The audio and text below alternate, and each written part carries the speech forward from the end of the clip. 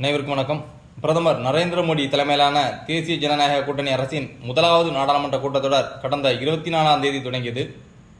இரு அவைகளின் கூட்டுக் கூட்டத்தில் ஜனாதிபதி திரௌபதி முர்மு அவர்கள் கடந்த 27ஆம் தேதி உரை நிகழ்த்தினார். இதைத் தொடர்ந்து ஜனாதிபதி உரைக்கு நன்றி தெரிவிக்கும் தீர்மானம் மக்களவையில் 1/7/2024 திங்கள் அன்று விவாதத்துக்கு எடுத்துக்கொள்ளப்பட்டது. இந்த விவாதத்தை பாரதிய ஜனதா கட்சியை சார்ந்த எம்பி அனுராக் தாக்கூர் அவர்கள் தொடங்கி வைத்தார்.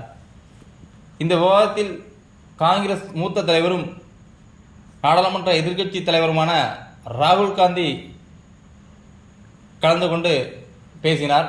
எதிர்க்கட்சி தலைவராக ராகுல் காந்தியின் முதல் உரை இது. ராகுல் காந்தி உரையாற்றுவதை பார்வையாளர் மாடத்தில் இருந்து அவரது தங்கை பிரியங்கா காந்தி மற்றும் அவரது தாயார் சோனியா காந்தி கண்டு ரசித்தனர். உரையாற்றி கொண்டிருந்த ராகுல் காந்தி அவர்கள் திடீரென இயேசு கிறிஸ்து, சிவபெருமான், குருநானக் ஆகிய கடவுளின் படங்களை காட்டி அவையில் பேசத் தொடங்கினார்.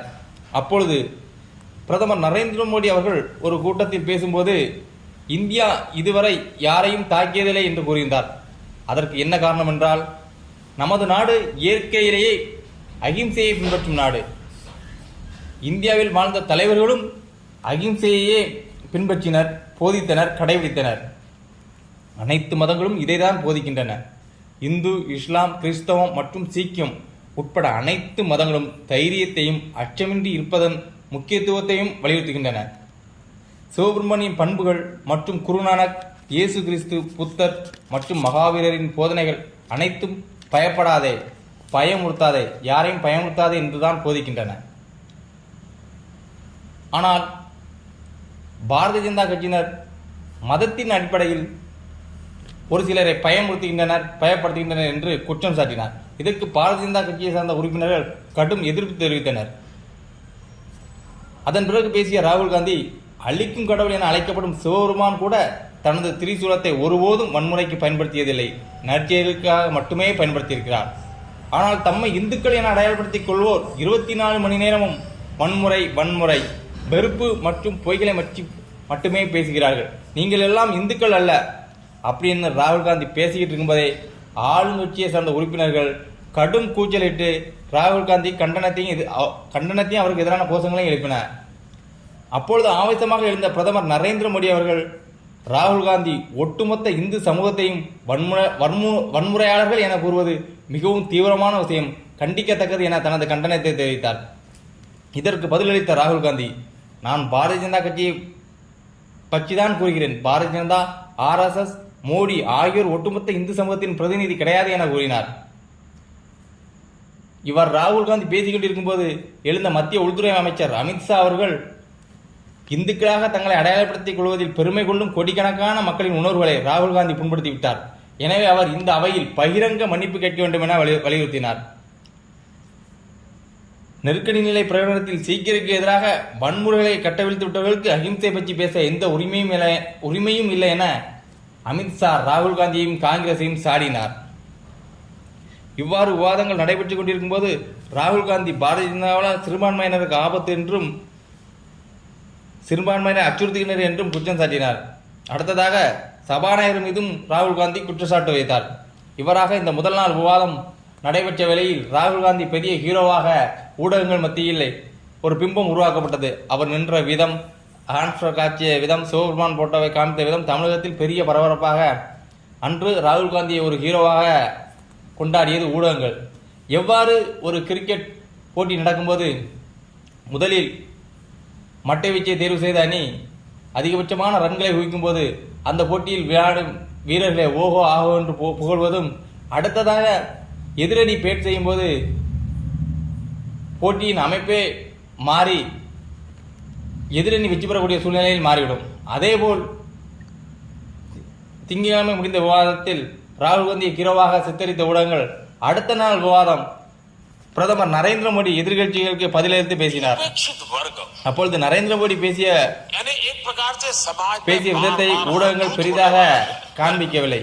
ஏனென்றால் ராகுல் காந்திக்கு பதிலளிக்கும் விதமாக 2 மணி நேரங்களை கடந்து நரேந்திர மோடி அவர்கள் இந்தியாவுக்காக பாரதிய ஜனதா கட்சி என்ன செய்தது, காங்கிரஸ் என்ன செய்தது என பேசிக் கொண்டிருந்தார்.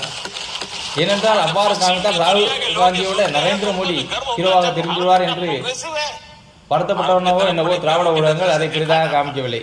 ஆனால் நாம் சொல்ல வேண்டிய கடமை இருக்கிறது. நரேந்திர மோடி நேற்று என்ன பேசினார் என்பதை.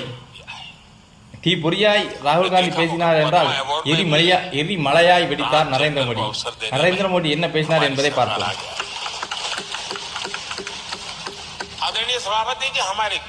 ராகுல் காந்தி பேசிய பேச்சுக்கு எதிர்ப்பு தெரிவிக்கும் விதமாக தனது கருத்தை நரேந்திர மோடி அவர்கள் நேற்றைய விவாதத்தில் எடுத்து பேசினார். நரேந்திர மோடி பேசும்போது காங்கிரஸையும் அதன் மறைந்த தலைவர்களையும் குறிப்பாக ராகுலையும் ஒரு பிடித்தார். அவரது 2.5 மணி நேர பேச்சு ஆக்ரோஷமும் கேலி கிண்டல் வேதனை சாபமான பல உணர்வுகளின் கலவையாக ஒலித்தது.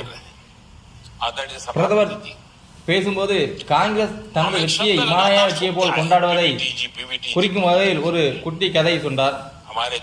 அதாவது ஒரு சிறுவன் எல்லோருக்கும் இனிப்பு வழங்கி கொண்டிருந்தான். ஏன் என்று கேட்டார்களாம். நான் 99 மதிப்பெண் பெற்றுவிட்டேன், அதனால்தான் இனிப்பு வழங்குகிறேன் என்று சொன்னான். ஆனால் ஆசிரியர் வந்து சொன்ன பிறகுதான் தெரிந்தது அந்த மாணவன் 99 மார்க் வாங்கியது 100க்கு அல்ல 543க்கு 99 என்பதை. இப்படி 543க்கு 99 வயதை பெரிய இமாலயா வெற்றியாக கொண்டாடுகிறார்கள். ஆனால் தொடர்ந்து 3வது முறையாக மக்களால் நிராகரிக்கப்பட்ட கட்சியின் தலைவர் ஏதோ பாரதிய ஜனதாவை வீழ்த்தி விட்டதை போல ஒரு போலி பிம்பத்தை உருவாக்க முயற்சிக்கிறார் என்று ராகுல் காந்தியை நேரடியாக விமர்சித்தார். அடுத்து காங்கிரஸை வரலாற்றின் 3வது முறையாக தொடர்ந்து 100க்கு குறைவான இடங்களை மட்டுமே வெல்ல முடிந்ததை மறந்துவிட்டு வெற்றி விழா ஏற்பாடு செய்து காங்கிரசார் கொண்டாடுவது மிகவும் வியப்பாக இருக்கிறது என்று தனது வேதனையை தெரிவித்தார்.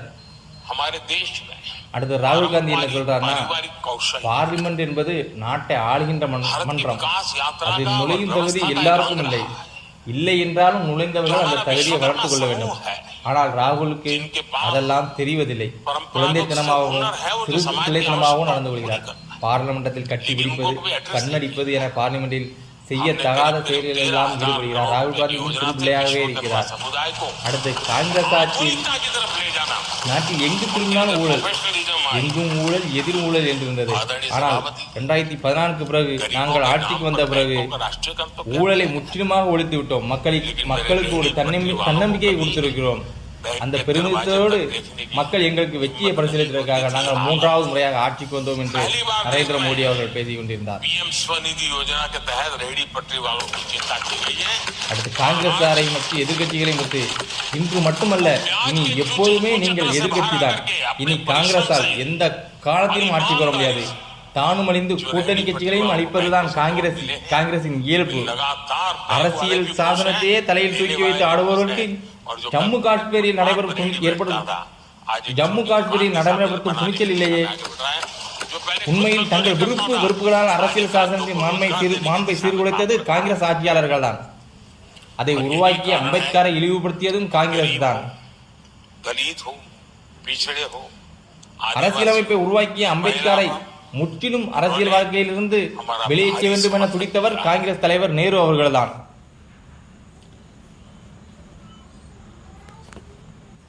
அடுத்ததாக ராகுல் காந்தி தனது பேச்சு அவை குறிப்பிலிருந்து நீக்கப்பட்டதற்கு கண்டனம் தெரிவித்து அதை மறுபடியும் அவை குறிப்பில் இடம்பெற செய்ய வேண்டும் என்று கேட்டுக்கொண்டார். அதற்கு பதிலளிக்கும் விதமாக நரேந்திர மோடி அவர்கள், பள்ளியிலிருந்து வீடு திரும்பிய குழந்தை தன்னை பள்ளியில் அடித்து விட்டதாகவும் அதற்கு மற்ற குழந்தைகள் தான் காரணம் என்றும் அந்த குழந்தை சொல்லும். ஆனால் தான் செய்த தவறை அது சொல்லாது. அதுபோல்தான் ராகுல் காந்தி நிகழ்வும் இருக்கிறது. தான் அவையில் செய்யக்கூடாத செயல்களையும் பேசக்கூடிய விஷயங்களையும் பேசிவிட்டு இன்று தான் பேசியது அவை குறிப்பில் இருந்து நாடகம் ஆடுகிறார் ராகுல் காந்தி என்று ராகுல் காந்தியை தாக்கி பேசினார். அடுத்ததாக